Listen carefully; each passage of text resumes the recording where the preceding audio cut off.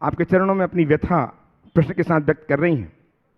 महाराज श्री सभी कहते हैं कि शादी के बाद लड़की को सब कुछ परफेक्ट नहीं मिलता, कुछ ना कुछ कंप्रोमाइज करना ही पड़ता है। पर महाराज श्री, मुझे आपके आशीर्वाद से एक परफेक्ट फैमिली मिली है और मैं बहुत खुश हूँ। महाराज श्री, शादी के बाद मेरा स्वास्थ्य थोड़ा बीच में खराब हो गया, फिर मेरा पैर जल गया। गर्म पानी गिरने से कुछ लोग उसको किस्मत से कनेक्ट करते हैं, बोलते हैं किस्मत खराब चल रही है। और कुछ लोग ये भी बोलते हैं कि सब कुछ अच्छा तो मिल गया पर उसकी किस्मत में सुख नहीं है, जो कुछ ना कुछ हो रहा है। महाराज श्री, क्या लोगों का कहना सही है? क्या इसको किस्मत बोलते हैं? कृपया समाधान दीजिए।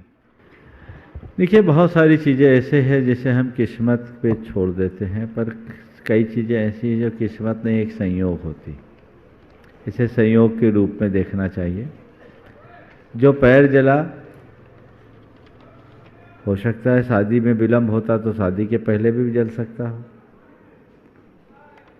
क्या जिनके विवाह के पूर्व किसी का पैर नहीं जला? क्या विवाह के पूर्व किसी को कोई परेशानी नहीं आई? क्या मनुष्य की एक प्रवृत्ति है, जब उसके जीवन में कुछ इस तरह का घटने लगता है तो हर बात को वो इस तरह से जोड़ने लगता है। ये सब चीज़ें ठीक नहीं है। मैं तो यही कहूँगा, बाहर जो घट रहा है उसे घटने दें, आप अपनी अंतर घटना को ठीक बना कर रखें। जो घट रहा है वो घटे, अपने आप को तटस्थ बना कर रखें, और यदि इस तरह की तटस्थता आपके जीवन में आएगी तो कहीं किसी प्रकार की कठिनाई की कोई भी संभावनाएं शेष नहीं रह पाएगी। आपके चरणों में बारंबार नमोस्तु करते हुए जानना चाहते हैं कि गुरुदेव, नकारात्मक शक्तियों से पीड़ित होने पर उसका प्रभाव दूर करने के लिए अपने धर्म मार्गानुसार क्या करना चाहिए? अगर किसी व्यक्ति पर हो तो क्या करें, और घर मकान दुकान स्थान पर हो तो क्या करें? देखिए, नकारात्मक शक्तियों के विषय में जहाँ तक मेरा मानना है, प्राय लोगों के मन में वहम ज़्यादा होता है, यथार्थ कम। थोड़ा भी कुछ 19-20 हुआ तो लोग समझने लगते हैं कोई नकारात्मक शक्ति हम पर हावी हो गई, और थोड़ी बात पर भूत व्यंतर के चक्कर में लग जाते हैं। मैं तो आप सबसे कहूँगा, सबसे बड़ा भूत मन का भूत है। यदि ऐसा कुछ होता है तो मन में घबराहट बिल्कुल मत रहने दीजिए। नमोकार मंत्र की आराधना कीजिए, प्रभु आराधना कीजिए, सब अलाए बलाई अपने आप टलती है। यदि आपके अंदर का मनोबल ऊंचा हो तो कोई भी नकारात्मक शक्ति आपके ऊपर कोई विपरीत प्रभाव नहीं डाल सकती। मनोबल जिनका कमज़ोर होता है उनके लिए कहीं से संबल नहीं मिल पाता। तो अपने मनोबल को ऊंचा रखने का प्रयास कीजिए, तदनुरूप अपना काम कीजिए, जिससे अपने जीवन को बेहतर बनाया जा सके। हमारे पास नमोकार महामंत्र है, भक्तामर स्तोत्र है। इन सब का पाठ आदि करने से हम लोग तो रोज़ बोलते हैं, विघ्नौघा प्रलयमयान्ति साकनी भूत पन्नगा विषम निर्विस्ताम याति सुई माने जिनेश्वरे। इस पर श्रद्धान रखें, और जब हम इन पर श्रद्धान रखते हुए इस तरह का कार्य करेंगे तो ये सारी कठिनाइयाँ अपने आप दूर हो जाएगी। आपके चरणों में बारंबार नमोस्तु करते हुए जानना चाहते हैं गुरुदेव, जैसे वस्तु तोलने के लिए लीटर, किलोग्राम, मीटर ऐसे परिमाण हैं, माप हैं, तो पुण्य और पाप तोलने के लिए कौन सा परिमाण है? कृपया बताने की कष्ट करें। बहुत अच्छा सवाल है और इसे समझना चाहिए। वस्तु को तौलने के बहुत सारे पैमाने हैं, और पुण्य और पाप को तौलने का आपने कोई मानदंड चाहा है, उसका पैमाना पूछा है। उसका पैमाना ही तो गुणस्थान है, और गुणायतन में आपको उसी पैमाने से परिचय कराया जाएगा। गुणायतन में जो गुणस्थानों की चर्चा होगी, गुणस्थान क्या है? हमारे भावों को मापने का पैमाना। पुण्य और पाप कोई वस्तु नहीं, भाव है। हमारे मन के शुभ और अशुभ भाव किस रूप में है, यदि हम उसका एहसास करने लगे तो हम अपने जीवन की स्थिति का अच्छे से आकलन कर सकते हैं और अपने जीवन को बेहतर बनाने का पुरुषार्थ। नमस्ते गुरुवर, आज विशेष आशीर्वाद आपका चाहते हैं। एक सुखद स्मृति के साथ एक छोटी सी बात है। मुनिश्री आचार्य भगवान के पदारोहण दिवस पर एवं पहले भी आपने बताया था कि मुझे वैराग्य गुरु से राग के बाद आया, जब वे हजारीबाग पधारे थे। गुरुवर सन तो मुझे याद नहीं है, लेकिन मैं भी उस पुण्य क्षण का साक्षी था। मैं छुट्टी बिताने के लिए अपनी बहन के यहाँ हजारीबाग गया हुआ था और कांग्रेस मैदान में प्रवचन था। मुझे अच्छी तरह याद है सभी अन्य समाज के लोग श्रीफल भेंट किए थे आचार्य श्री को, और आचार्य श्री की प्रारंभिक पंक्तियां मेरे को याद आ रही है, यही प्रार्थना वीर से अनुनय कर जोर, हरी भरी दिखती रहे पृथ्वी चारों ओर। और उनके प्रवचन के 2 लाइन भी मुझे याद है, जब भोग भूमि का अवसान हो रहा था कर्म भूमि उदयमान, बस इतना मुझे याद है। चूंकि आपने कहा था कि मैं उसी समय से उनके साथ हो गया था, तो मेरा भी सौभाग्य है कि मैं आचार्य श्री के साथ, आपके साथ भी उसी समय से अप्रत्यक्ष रूप से जुड़ा हूं और उसी समय से जुड़ा हूं जो आज तक जुड़ा हूं। अब आज मैंने गुणायतन का वो थीम पार्क देखा, पहले मैंने नहीं देखा था, एक बिल्डिंग के रूप में देखा। अद्भुत है, बियॉन्ड माने इमेजिनेशन ही नहीं हो सकता। जो नहीं जुड़े हैं अभी तक, यंगर माने प्रौढ़ तो चलो ठीक है, वो अपने हिसाब से देखते हैं, लेकिन जो यंगर नहीं जुड़े हैं, अद्भुत कल्पना है जिसके इमेजिन भी करना बहुत मुश्किल है। वो 9D का माने कह नहीं सकते, इसको समय बहुत कम है। मैं तो यही आह्वान करूंगा कि जो नहीं जुड़े में कृपया, जरूरी नहीं पैसों से जुड़े, वे हर तरह से जुड़े, एक बार आके देखे तो सही क्या बन रहा है। कोई जो देख लेगा ना, वो बिना देखे माने बिना वो विस्मित हुए रह नहीं सकेगा। प्रश्न मेरा आज गुणायतन से संबंधित ही है। महाराज श्री, आपके मुख से बराबर सुनता हूं कि गुणायतन सिर्फ एक मंदिर ही नहीं, बल्कि हमारे जीवन में कैसे गुणात्मक परिवर्तन हो सकता है, इसका साक्षात्कार हम इसके माध्यम से कर पाएंगे। हमारे भावों के परिवर्तन की, कसायों की मंदता, उग्रता आदि अनेक अनुभव हम अपनी आंखों से देखेंगे और अनुभव करेंगे। आपके श्रीमुख से अनेक बार मैं सुन चुका हूं, तो यह अपने आप होगा कि इसमें मेरा उपादान कितना है, रुचि कितनी है, या यूं कहे कि मेरा इन्वॉल्वमेंट कितना है, उस पर डिपेंड होगा। क्योंकि मैंने अपने जीवन में तथा सभी के जीवन में ये पाया है कि हम धार्मिक क्रिया में तो निपुण हो गए हैं, लेकिन आचरणों में कोई फर्क नहीं दिखता। आपका मार्ग अपेक्षित है। देखिए, बहुत अच्छी बात आपने की है और गुणायतन की परिकल्पना की चर्चा आज आपने फिर से की है। रोज करते हैं, लोग करते हैं। मैं तो एक ही बात सोचता हूँ, अभी जब बना नहीं केवल ढांचा खड़ा हुआ है तो ये हाल है, जब बन जाएगा तो क्या कमाल है। मेरी एक ही भावना रही कि गुणायतन के माध्यम से यहाँ वह चीज़ प्रस्तुत की जाए जो हर व्यक्ति के दिल दिमाग को झकझोर दे। दुनिया में मनोरंजन के साधन तो अनेक हैं, लेकिन ये विश्व का इकलौता ऐसा प्रोजेक्ट है जो मनोरंजन के साथ मनोमंथन और मनोभंजन भी करे। जीवन में बड़ा बदलाव इसके माध्यम से घटित होगा। आपने बिल्कुल ठीक कहा, क्या ये बदलाव सबको होगा कि सबका अपना अपना उपादान है। बात यथार्थ है, जब तक व्यक्ति का भवितव्य अनुकूल नहीं होता, उसका उपादान जागृत नहीं होता, तब तक साक्षात तीर्थंकर का सानिध्य भी उसे नहीं बदल पाता। हमारे सामने उदाहरण है मारीच का। मारीच जो भगवान ऋषभदेव की साक्षात उपस्थिति में भी अपने अभिमान में अकलता रहा, और वही मारीच जब शेर की पर्याय में था तो मुनिराजों के साधारण वचनों का भी उस पर असाधारण असर पड़ गया। तो ये बात सही है, इस बात का दम भरना कतई उचित नहीं है कि इससे समाज बदलेगी, पर यह भाव व्यक्त करना कतई गलत नहीं है कि इससे समाज सुधरेगी। समाज के सुधार के लिए, पूरी मानव जाति के गुणात्मक विकास के लिए हमें कुछ ठोस उपक्रम करना है। हम तो रोज उपदेश भी देते हैं, किस भाव से देते हैं? हम उपदेश इसी भाव से देते हैं कि इस उपदेश को सुनकर लोगों का हित हो, लोग अपना जीवन बदलें। लोग बदलते भी हैं, लेकिन मैं मानता हूँ सुनते सब हैं, बदलते कोई एक आध दो चार, पर मेरा तो इसी भाव में संतोष रहता है कि हजारों में एक भी बदल गया तो हम सफल हैं। हजारों में एक भी बदल गया तो हम सफल हैं। और एक वाक्य आप सबके लिए कहूँगा जो अपने हृदय में गांठ बांध कर रखना, हम अच्छा करें, अच्छा से अच्छा करें, ये हमारा पुरुषार्थ है।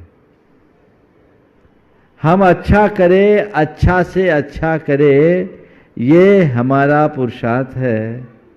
उसका अच्छा परिणाम निकले, ये मेरा भाग्य है। तो हमारे हाथ में जो है वो हमें करना चाहिए, उसमें कोई कोर कसर नहीं छोड़ना। अपने विश्वास को कभी मत डगमगाने दीजिए, विश्वास को मजबूत रखिए। और मैं अपने अनुभव से अभी तक एक बात सीखा हूं, अच्छे भाव से किए गए काम का अंजाम सदैव अच्छा होता है। आप अच्छे भाव से काम करोगे, अंजाम सुनिश्चित तौर पर अच्छा नहीं, अच्छा ही होगा। इसलिए अच्छे परिणाम के लिए, अच्छा काम करने के लिए सदैव तत्पर बने रहे। नमोस्तु गुरुदेव। मुनिद्वय के लिए नमोस्तु। संपूर्ण अंकुर कॉलोनी की ओर से, संपूर्ण बोलो। हाँ, हमारी ट्रस्ट कमेटी की ओर से। गुरुदेव, मैंने 72 कलाओं का नाम सुना है, थोड़े थोड़े पढ़े भी हैं सार संक्षेप में, पर वो सारी की सारी कलाएं शरीर से रिलेटेड हैं। पर एक जो अद्भुत कला है नर से नारायण बनने की, उस कला को आपने गुणायतन के रूप में प्रस्तुत कर दिया। आज तक किसी ने ऐसे कला के रूप में नहीं बता पाया, पर गुरुदेव आपने इसे कला के रूप में प्रस्तुत कर दिया। और वास्तव में जिसे हम विद्वान लोग समझा समझा कर परेशान, जिसे लोग सुनते हैं पर उन्हें समझ में नहीं आ पाता है, उसे आप उस थीम पार्क के माध्यम से उसे साक्षात ऐसा अवतरित कर रहे हैं कि लोग जब उसके सामने खड़े होकर उसे देखेंगे तो कहेंगे वाह, नर से नारायण बनने की एक कला है। ऐसी कला के आप प्रणेता हैं, आपको बारंबार नमोस्तु। और मेरा एक प्रश्न है गुरुदेव, साया रमणा यारा लक्षण में अंत सिद्धा, एक दर्शनोपयोग और ज्ञानोपयोग समझाते हैं तो समझा ही नहीं पाते हैं। दर्शनोपयोग को निराकार कहा, ज्ञानोपयोग को साकार कहा। इसे हमें समझाने में बहुत दिक्कत होती है। गुरुदेव कृपया समझाने की कृपा करें। बहुत बढ़िया। देखिए, सबसे पहले तो आपने कला की बात की, मैं आपको कला का अर्थ बता देना चाहता हूँ। कला क्या है? कला क्या है? 2 अक्षरों से कला शब्द बना है, क और ला। क यानी आत्मा, जो आत्मा के पास लाए उसका नाम कला है, बाकी सब कलाकारी। जो आत्मा के पास लाए वो कला है, बाकी सब कलाकारी। मैं आपसे कहता हूँ, कलाकारी छोड़िए, कला को जगाइए, जिससे हमारा जीवन धन्य हो सके। आपने बहुत अच्छा सवाल किया, साकार और निराकार उपयोग, ज्ञानोपयोग और दर्शनोपयोग को हम कैसे समझाएं। देखिए, आज की भाषा में समझाता हूँ। हम जब किसी वस्तु को जानने में प्रवृत्त होते हैं तो हमारा जब उस वस्तु से प्रथम क्षण का संपर्क होता है, वो सामान्य प्रतिभास जैसा होता है, उसको बोलते हैं दर्शन। फिर कांटेक्ट में आने के बाद हम उसे रूप रंग आकार प्रकार सहित जान लेते हैं, वो कहलाता है ज्ञान। जिसमें रूप रस रूप रंग आकार प्रकार से रहित केवल झलक है, वो दर्शन है। और जिसमें रूप रंग आकार प्रकार सब है, वो ज्ञान है। एक उदाहरण मैं देता हूँ। कंप्यूटर आजकल सब ऑपरेट करते हैं। कंप्यूटर में किसी चीज को आपको स्कैन करना हो तो पहले क्या करता है? पहले वो रीड करता है। क्या करता है? सीधे सीधे स्कैन कर लेता। आपने शायद ना चलाया हो कंप्यूटर, मैंने भी चलाया नहीं, चलाने वाले को देखा है और देख के सीखा है। पर जो जानते हैं वो अच्छे से समझेंगे कि जब हम कंप्यूटर में कोई चीज़ स्कैन करनी होती है तो कंप्यूटर पहले उसको रीड करता है और रीड करने के बाद उसको स्कैन करता है। तो मैं ये कहूँगा, अगर उदाहरण के तौर पर देखें तो ये रीड करना दर्शन है और स्कैन करना ज्ञान है। बस ये प्रथम क्षणवर्ती उपयोग दर्शन है और उत्तर क्षणवर्ती परिणाम ज्ञान। महाराज श्री दुई महाराज श्री के चरणों में सिलवाइन दिगंबर जैन समाज का तिरवा नमोस्तु नमोस्तु नमोस्तु।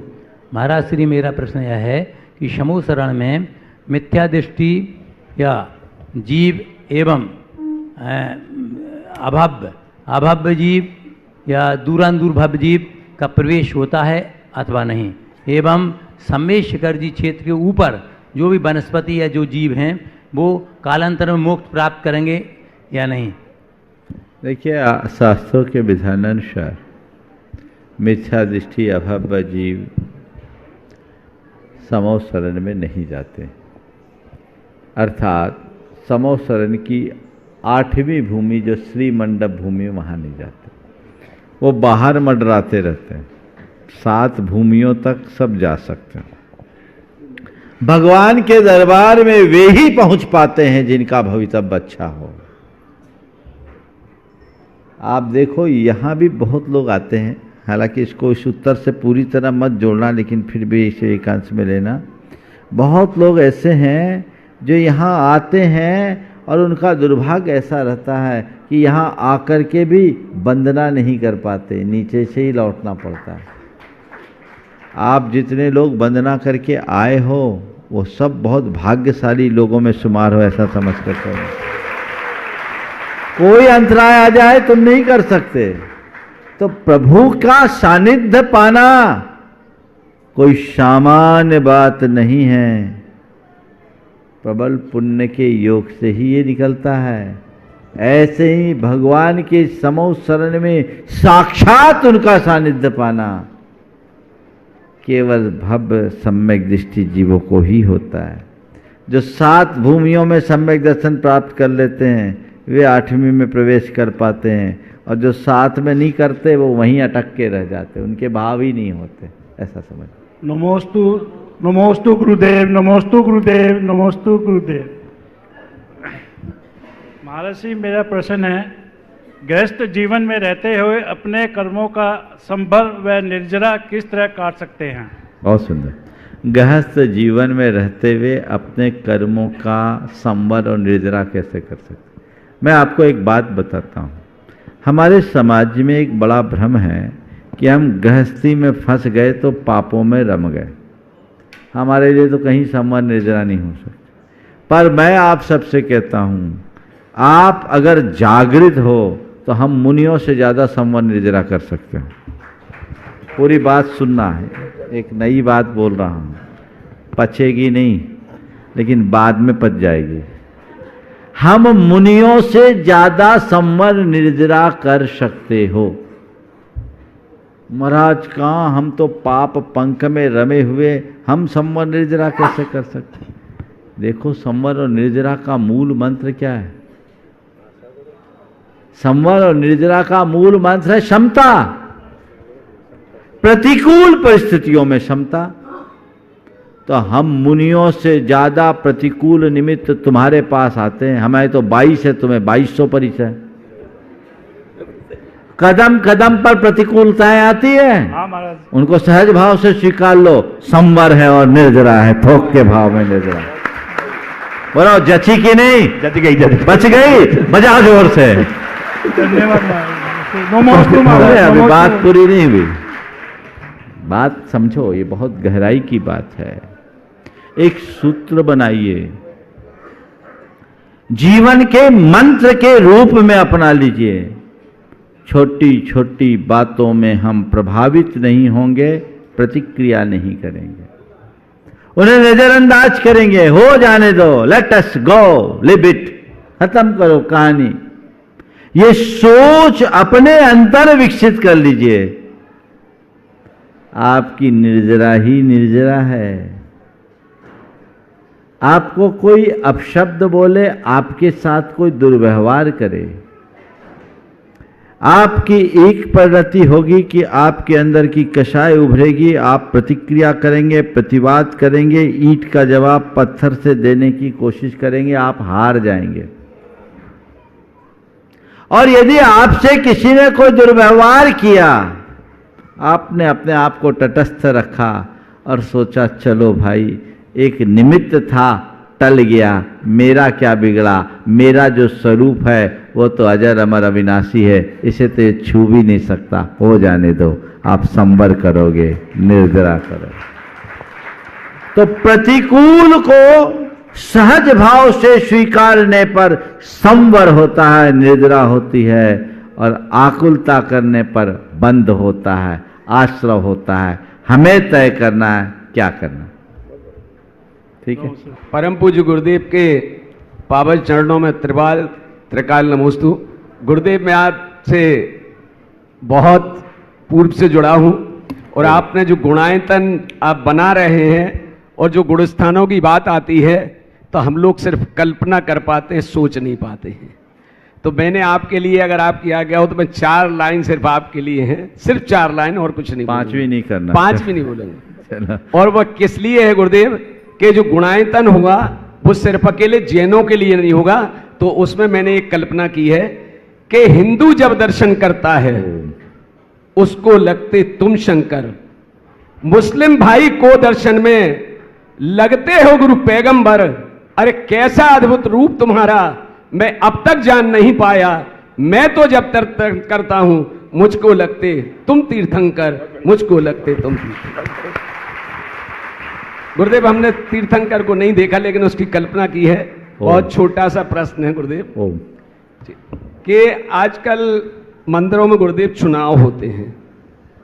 वैसे तो आपने कई बार इस बात को कहा शंका समाधान में भी, प्रवचन में, कि मंदिरों में चुनाव नहीं होना चाहिए बल्कि सिलेक्शन होना चाहिए और अपने आप होना चाहिए। लेकिन गुरुदेव, मंदिरों में चुनाव होते हैं, और चुनाव होते हैं तो चुनाव में फिर चुनाव ही होते हैं, उसमें साम दाम दंड भेद सबका लोग प्रयोग करते हैं, और उसमें एक पार्टी जीत जाती है। वर्तमान की स्थिति ये हो गई गुरुदेव कि जो पार्टी जीतती है वो हारने वालों के साथ में द्वेष भाव भी करती है, उनको निगलेक्ट भी करती है, और उनके जो पूर्व प्रोजेक्ट हैं उनको भी सर्वथा तो नहीं करती लेकिन निगलेक्ट करने का प्रयास करती है।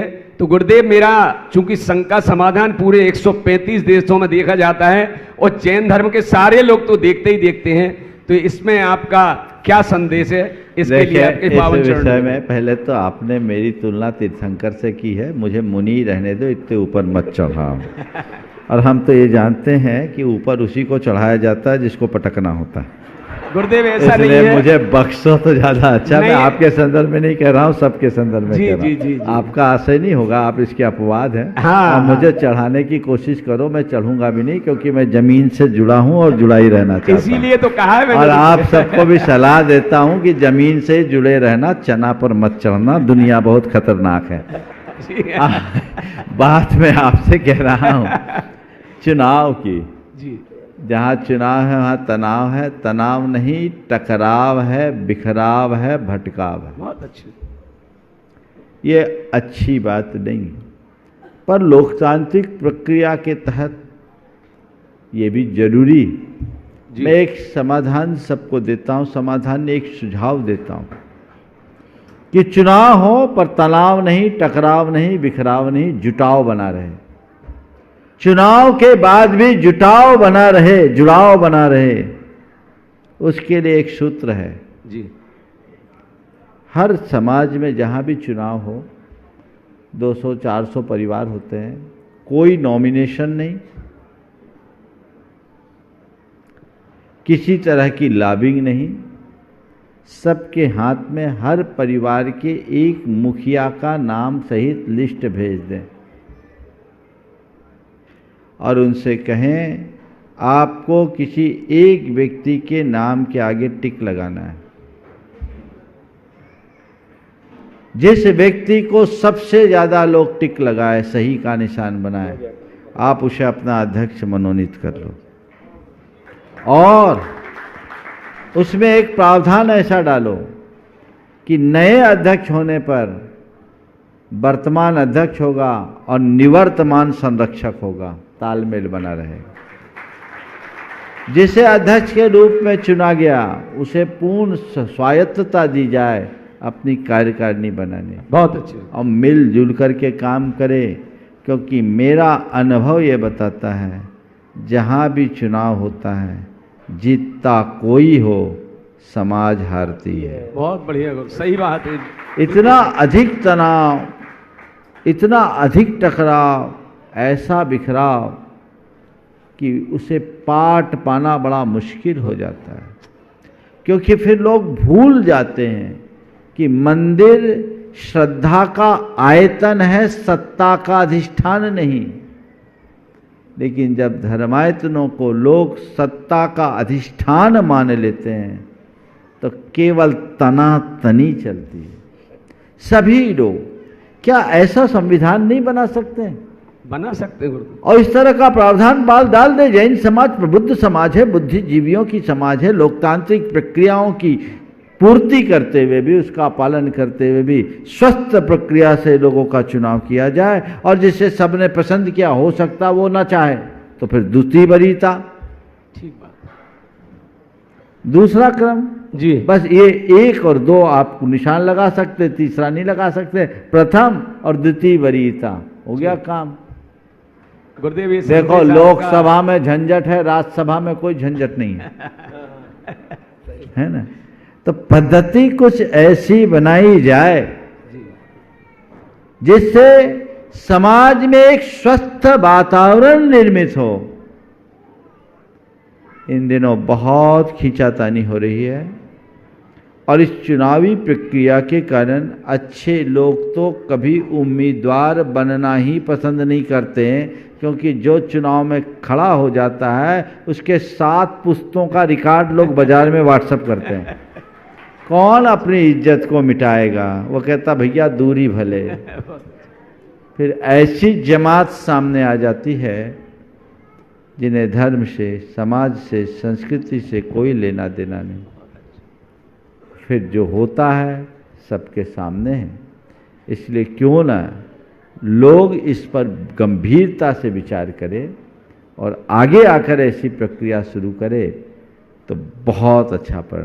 गुरुदेव, भाव है कि जिनके पास अपने हैं वो अपनों से झगड़ते हैं, जिनका कोई नहीं अपना वो अपनों को तरसते हैं। कल ना हम होंगे ना गिला होगा, सिर्फ सिमटी हुई यादों का सिलसिला होगा। प्रश्न है गुरुदेव कि जीवन में हमें जो लम्हे, जो सांसें मिली हैं, उनका समीचीन उपयोग गृहस्थ अवस्था में रह के क्या होना चाहिए? ओम, हमें जो सांसें मिली है उनका समीचीन उपयोग गृहस्थ अवस्था में क्या होना चाहिए, कैसा होना चाहिए? देखिए, सबसे पहली बात कि हमें अपने जीवन की दुर्लभता का हर पल ख्याल रखना चाहिए।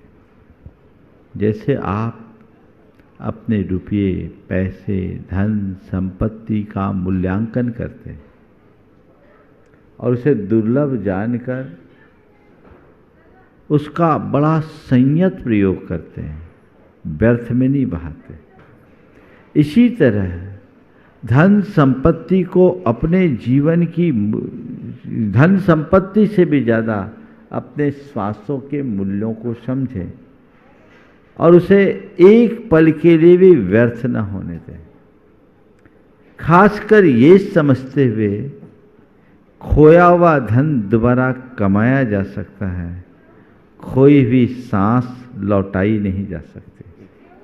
ये समझ अंदर होनी चाहिए कि मेरी सांसें खो रही है, वो लौट कर नहीं आएगी, इसलिए मुझे अपने हर श्वास को सार्थक बनाना है। और उसके लिए क्या करें? जितना बने शुभ कर्म में अपने आप को लगाओ और अशुभ से बचाओ। शुभ आलंबन जितना अधिक होगा, जीवन उतना सुंदर होगा। अपने भावों, विचार और बर्ताव तीनों में बदलाव लाए, और यदि हम शुभ आलंबन लेते रहते हैं तो हमारे जीवन की बेहतरी का एक अच्छा आधार बन सकता है। महाराज श्री के चरणों में साक्षात नमोस्तु नमोस्तु नमोस्तु। महाराज श्री, पहले तो मैं ये बोलूँगी कि आपके शंका समाधान में मैंने बहुत बार सुना, प्रतिकूलता में भी अनुकूलता बनाए रखो, यह भी चला जाएगा। और मैंने इस सूत्र को अपने ऊपर इतना अच्छा से अपना लिया कि मेरे बिल्कुल कायाकल्प हो गए। और मेरा प्रश्न है महाराज श्री, नरक गत्यानुपूर्व और तिर्यंच गत्यानुपूर्व का क्या मतलब होता है? नरक गत्यानुपूर्व और तिर्यंच गत्यानुपूर्व एक सैद्धांतिक बात है। ये हमारे कर्म सिद्धांत के अनुसार जानने की चीज़ें हैं। ये एक ऐसा कर्म है जो हम एक गति से दूसरी गति, यानी एक जन्म स्थान से दूसरे जन्म स्थान में जाते हैं, तब उदय में आता है। और उस समय हम जिस गति में जाते हैं उस गति की आनुपूर्वी उदय में आती है। जैसे नरक गति जा रहे हैं तो नरक गत्यानुपूर्वी, तिर्यंच में जन्म ले तिर्यंच गत्यानुपूर्वी, देव होंगे तो देव गत्यानुपूर्वी, मनुष्य होंगे तो मनुष्य गत्यानुपूर्वी।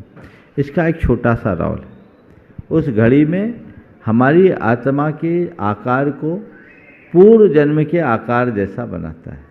इसको बोलते हैं आनुपूर्वी कर्म। पूर्व के शरीर के आकार को बनाने वाला कर्म आनुपूर्वी कर्म कहलाता है। मेरा नमोस्तु नमोस्तु नमोस्तु। मैं महाराष्ट्र से आया हूँ महाराज श्री। मैं 3 लाख नमोकार मंत्र काव्य में लिख के रखा हूँ। वाह। मेरा प्रश्न है, धन यौवन और जीवन पानी के बुलबुले के समान है, नाशवंत है, प्रत्यक्ष से देखता है तो भी यह अज्ञानी प्राणी उसमें रमता है, इसका कारण क्या है? इसी का नाम मोह है। जो जान करके भी अनजान बनाए उसका नाम मोह। चलिए। दोनों महाराज जी के चरणों में मेरा बारंबार नमोस्तु नमोस्तु नमोस्तु। महाराज जी, महाराज जी, मेरा छोटा सा प्रश्न ये है कि हम लोग अक्सर कुछ समय के लिए बहुत अच्छे भाव करते हैं, फिर कुछ समय के बाद जो है हम इधर उधर की क्रियाओं में व्यस्त हो जाते हैं। तो अपना कैसे एक बैलेंस बना के रखें कि धर्म की तरफ अपना झुकाव ज़्यादा रहे, ज़्यादा समय हमारा मनोभाव हमारे। देखिए, मन की स्वाभाविक दुर्बलता है कि पुराने संस्कारों का असर हमारे मन पर पड़ता है।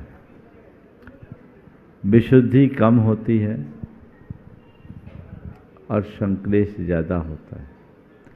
दूसरे शब्दों में कहूँ, शुभ भाव बहुत कठिनाई से प्रकट होते हैं और अल्प काल तक टिकते हैं, जबकि अशुभ भाव प्रायः बने रहते हैं और उसका प्रभाव लंबे समय तक पड़ता है। हम हर पल अपने भावों को ठीक कैसे बनाए रखें, ये एक महत्वपूर्ण सवाल है।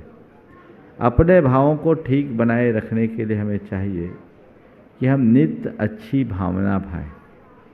अगर हम नियमित भावना भाते रहें और जो हम करना चाहते हैं, जैसा हम होना चाहते हैं, उसके विषय में हम निरंतर सोचते रहें, तो हम ऐसा करने में बहुत अच्छे से सफल हो सकते हैं। अपनी भावनाओं को निर्मल बना सकते हैं, जीवन को सफल बना सकते हैं। भावना योग भी इसमें बहुत बड़ा आलम्बन बन सकता है। नियमित भावना योग करें ताकि हम अपने व्यवहार में यथासंभव भावों को शुभ बनाए रखें। नमोस्तु महाराज। मेरा पहले नमस्तु नमस्तु नमस्तु, और मुर्शिदाबाद जैन समाज की तरफ से भी नमस्तु नमस्तु नमस्तु। हम जो अच्छे या बुरे कर्म करते हैं, इसका फल कौन देता है? भगवान तो सिद्ध शिला में है, जैन धर्म के अनुसार ये तय कौन करता है? कृपया इस शंका का समाधान करें। देखिए, बहुत अच्छी बात है। हम जो करते हैं, अच्छा बुरा कर्म करते हैं, इसका कोई फल देने वाला नहीं है। ऑटोमेटिक सिस्टम, सब ऑनलाइन है। हम जैसा करते हैं वैसे संस्कार हमारी आत्मा में जुड़ते हैं और वही संस्कार कालांतर में पककर अच्छा बुरा फल देते हैं। आज जो हम भोग रहे हैं वो अपने किए का भोग रहे हैं और भविष्य में भी जो भोगेंगे वो अपने ही किए का भोगेंगे। इसे कोई बदलने वाला नहीं है। इसका सीधा सा सिस्टम है। जैसे यहाँ मैं जो बोल रहा हूँ वो सब रिकॉर्ड हो रहा है और प्ले भी हो रहा है, रिले हो रहा है, सब कुछ टेलीकास्ट हो रहा है। जैसा मैं बोल रहा हूँ, जैसी मैं एक्शन कर रहा हूँ, वैसा सब कुछ है। तो ऑटोमेटिक सिस्टम है। हम जैसी प्रवृत्ति करते हैं वैसे संस्कार हमारी आत्मा में जुड़ जाते हैं और वे संस्कार अंदर जमे रहते हैं। समय पाकर के वो उभरते हैं और हमारे अच्छे बुरे जीवन का निर्माण करते हैं। तो प्रवृत्ति से परिणाम होता है, कोई दूसरा करता धरता नहीं है। हम खुद अपने अच्छे बुरे जीवन के जिम्मेदार। नमोस्तु गुरुदेव। गुरुदेव, मेरा प्रश्न ये है कि गुणायतन में दिखने वाले 7 भवों का क्या अर्थ है? गुणायतन में दिखने वाले 7 भवों का क्या अर्थ है गुरुदेव? देखिए, 7 भवों की चर्चा कहाँ से आ गई? कहाँ अभी दिखाया नहीं जाएगा 7 भव। वो तो एक झलक है। हमारे यहाँ ऐसा वर्णन आता है कि जहाँ भगवान का समोसरण होता है, समोसरण में उपवन भूमि में जो बावड़ियाँ होती हैं, वहाँ स्नान करने में मनुष्य को 3 भवों का और जो उसमें झांकता उसे अपने आगे पीछे के 7 भवों का ज्ञान हो जाए। ऐसा बारंबार नमोस्तु।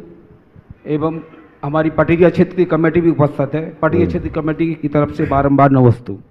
गुरुदेव, हमारा प्रश्न है कि जैन दर्शन अति प्राचीन दर्शन है। वर्तमान काल की 24 अवतरण एवं भूतकाल के 24 अवतरण इसकी प्राचीनता सिद्ध करते हैं, किंतु वर्तमान में जैन धर्म भगवान महावीर से ही जाना जाता है। कारण है सिर्फ महावीर जयंती का जन्म कल्याणक मनाया जाना, निर्माण कल्याणक प्रवक्ता से मनाया जाता है। आपके माध्यम से मेरी अपील है कि भगवान आदिनाथ का जन्म कल्याणक भी सारे देश में उत्साहपूर्वक मनाया जाए एवं आदिनाथ जन्म जयंती पर राष्ट्रीय अवकाश घोषित हो, ऐसी मांग शासन द्वारा की जाए। अगर आप लोग के संदर्भ में समाज को आदेशित करें तो इस पर अमल हो सकता है। देखिए, बहुत अच्छा सुझाव। इस दिशा में बहुत वर्षों से चर्चाएं हो रही है और लोग कर भी रहे हैं और बहुत प्रसन्नता है कि आदिनाथ निर्वाण महोत्सव में लोगों का बड़ा उत्साह दिखता है। आदिनाथ जयंती भी लोग मनाते हैं, पर चूंकि आदिनाथ और महावीर जयंती बहुत पास है तो उतना कम दिखता है। पर निर्वाण महोत्सव में भागीदारी है। मैं तो एक बीच का रास्ता निकालता हूँ। आदिनाथ भगवान का निर्वाण उत्सव मनाओ और महावीर भगवान की जयंती पूरी ताकत से मनाओ, धूमधाम से मनाओ। आपने कहा सरकार से राष्ट्रीय अवकाश घोषित करने के लिए कहो। हम कह सकते हैं, लेकिन पहले जैनी तो सुधरे। तुम अपनी दुकान खोल करके बैठ जाते हैं। एक प्रदेश में आपको बनामी ले लेता हूँ, बिहार में महावीर जयंती के दिन छुट्टी नहीं थी 2012 तक। जब मुझे मालूम पड़ा, मैंने नीतीश कुमार जी के पास ये संदेश पहुँचाए। तो बहुत सोचनीय बात है कि जहाँ भगवान महावीर का जन्म हुआ उस भूमि में पूरे देश में राष्ट्रीय अवकाश है महावीर जयंती पर, और बिहार में उसका अवकाश नहीं। उस समय मैं पटना गया था, वहाँ विधानसभा के स्पीकर आए थे, उनसे मैंने बात की और ये बात फिर लागू हुई। तब से वो छुट्टी चालू हुई, पर उन्होंने जो टिप्पणी की वो जैनियों को सोचने की है। उन्होंने कहा, भैया हमसे तो तुम लोग छुट्टी की बात करते हो, खुद की तो दुकानें खोल करके बैठ जाते हो। तो हमें अपना अवकाश खुद होना चाहिए।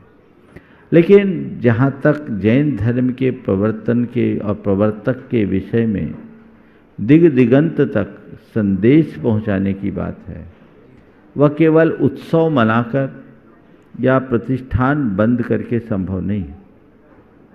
उसके लिए हमें व्यापक स्तर पर प्रचार प्रसार की जरूरत है। ठीक तरीके से शोध खोजपूर्ण बातों को प्रचारित करने की जरूरत है और पाठ्य पुस्तकों में जो भ्रांतियां हैं उसके निवारण करने की जरूरत है। एनसीईआरटी और सीबीएसई के कोर्स में तो परिवर्तन हुआ। कल मुझे मालूम पड़ा आईसीआईसीआई बोर्ड में अभी भी जैन धर्म के प्रवर्तक भगवान महावीर स्वामी। तो हमें उस दिशा में प्रयास करना चाहिए, विद्वत जगत में प्रयास करना चाहिए। और आज तो टेक्नोलॉजी का युग है, बहुत प्रयास हुए, लेकिन क्या बताऊं, ये भी विडंबना है। सांप्रदायिक अभिनिवेशवश लोग जानबूझ करके भी गलती करते हैं। वो हम जैन धर्म के प्रवर्तक के रूप में ऋषभ देव का उल्लेख करने में बहुत हिचकिचाते हैं। हमें जगाना चाहिए, जागना चाहिए, एक वातावरण बनाना चाहिए ताकि इसके सुपरिणाम को घटित किया जा सके। श्री के चरणों में मेरा बारंबार नमोस्तु नमोस्तु नमोस्तु। महाराज श्री, मेरा प्रश्न यह है कि एक श्रावक है जो मंदिर बनवाता है अपने तन मन धन सब कुछ से, और एक श्रावक वह है जो प्रतिदिन पूजा करता है। तो मेरे मन में बहुत शंका है कि किसका पुण्य ज़्यादा है।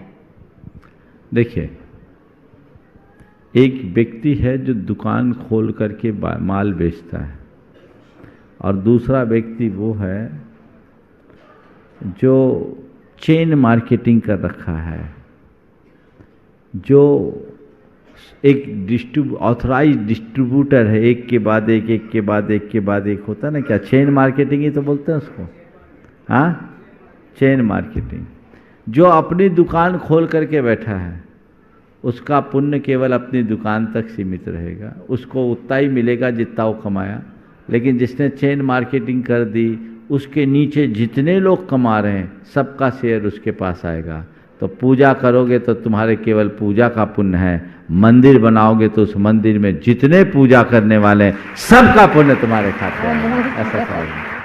चलिए, गुरुदेव के चरण में नमोस्तु नमोस्तु नमोस्तु। गुरुदेव, मेरी जिज्ञासा ये है कि कभी कभी सामान्यतः दिन में शाम तक कभी भी मन में बुरे विचार आ सकते हैं, लेकिन जब मंदिर में जाता हूँ तो कभी एक क्षण के लिए भी बुरा विचार आ जाते हैं। ऐसा क्यों होता है गुरुदेव? ये संस्कार है, हमें घबराना नहीं चाहिए। अगर मंदिर में जाकर ऐसे बुरे विचार आए, तत्क्षण भगवान के चरणों में अपनी निंदा गहरा करके क्षमा मांगना चाहिए और कहना चाहिए, प्रभु ऐसे दोषों की मैं निंदा करता हूँ, तस्मिच्छामि दुक्कडम, और ऐसी शक्ति दें कि मैं इसकी पुनरावृत्ति करने से बच सकूँ, अपने जीवन को बेहतर बना सकूँ। नमोस्तु भगवान। सबसे पहले तो मैं समस्त मुनि भगवंतों के चरणों में कोटिशः वंदन करता हूँ और उनके भीषण परिशह के लिए मैं हार्दिक नमन करता हूँ कि आज मैंने देखा है कि पूरे सदन में कई लोग अपने वस्त्र पर ऊनी वस्त्र भी धारण करे हुए हैं, लेकिन आप धन्य हैं जो शीत उष्ण को और ग्रीष्म। जल्दी से सवाल कर लो, जल्दी समय नहीं है। मुनि भगवंत, वर्तमान समय में हम देखते हैं कि वैज्ञानिक युग है और वैज्ञानिक तकनीक का बहुत प्रयोग होता है, मोबाइल का भी प्रयोग बहुत होता है, और विज्ञान ने हमें बहुत कुछ दिया है।